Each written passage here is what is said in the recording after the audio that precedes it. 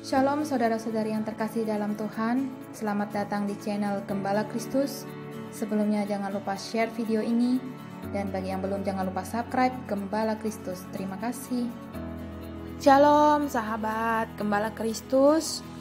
Topik kita kali ini adalah berjaga-jaga di akhir zaman.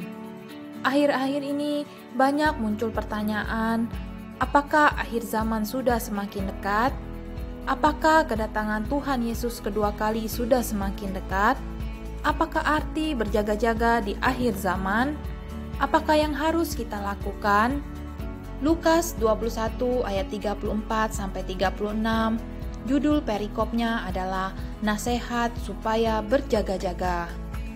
Jagalah dirimu supaya hatimu jangan syarat oleh pesta pora dan kemabukan, serta kepentingan-kepentingan duniawi, dan supaya hari Tuhan jangan dengan tiba-tiba jatuh ke atas dirimu seperti suatu jerat.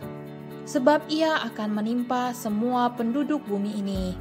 Berjaga-jagalah senantiasa sambil berdoa, supaya kamu beroleh kekuatan untuk luput dari semua yang akan terjadi itu, dan supaya kamu tahan berdiri di hadapan Anak Manusia.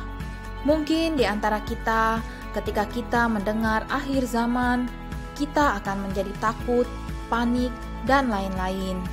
Kita juga tidak pernah tahu kapan hari itu akan datang. Lalu, apa yang harus kita lakukan? Pertama, menjaga diri kita. Kita mesti menjaga diri kita supaya hati kita jangan syarat oleh pesta pora dan kemabukan serta kepentingan-kepentingan duniawi. Yang bertanggung jawab atas keselamatan kita adalah pribadi kita masing-masing. Kita harus menjaga hati dan hidup kita, karena banyak yang hanya fokus dengan hal-hal duniawi. Orang yang hanya memikirkan hal-hal duniawi seperti uang, kekayaan, kesuksesan, maka orang tersebut sering melupakan Tuhan. Kedua, berjagalah sambil berdoa.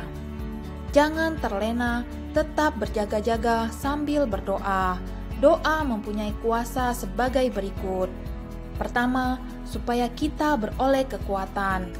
Doa adalah kekuatan bagi orang percaya. Doa adalah nafas kehidupan orang Kristen. Ketika kita lemah, kita berseru kepada Tuhan dengan berdoa, sehingga kita memperoleh kekuatan.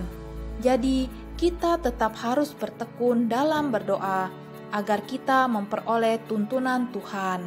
Selain berdoa, juga pujian dan penyembahan kepada Tuhan. Teruslah bangun kehidupan rohani kita. Kuasa doa yang kedua yaitu supaya kita luput dari semua yang akan terjadi itu. Yang pertama, kuasa doa adalah memberi kekuatan. Yang kedua adalah meluputkan semua yang akan terjadi, seperti bencana, perang, kelaparan, dan gempa bumi. Banyak goncangan-goncangan yang akan terjadi di akhir zaman ini. Jadi, kita harus berpegang kepada kebenaran firman Tuhan. Kuasa doa yang ketiga yaitu supaya kamu tahan berdiri di hadapan Anak Manusia. Tuhan itu kudus.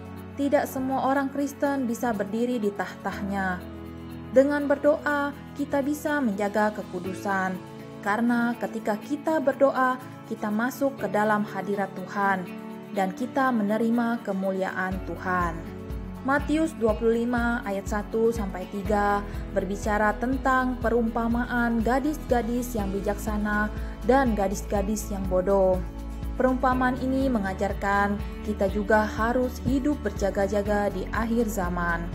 Di dalam perumpamaan, sikap yang harus kita lakukan adalah harus hidup berkenan kepada Tuhan, hidup bergaul dengan Tuhan, dan hidup sesuai dengan firman-Nya. Di tengah situasi kondisi yang saat ini yang masih tidak menentu, kita perlu melakukan hal-hal tersebut agar kita memperoleh kekuatan. Tetaplah semangat, Tuhan Yesus memberkati. Amin. Terima kasih sahabat Gembala Kristus telah menonton video ini. Sampai jumpa di video-video berikutnya. Tuhan Yesus memberkati.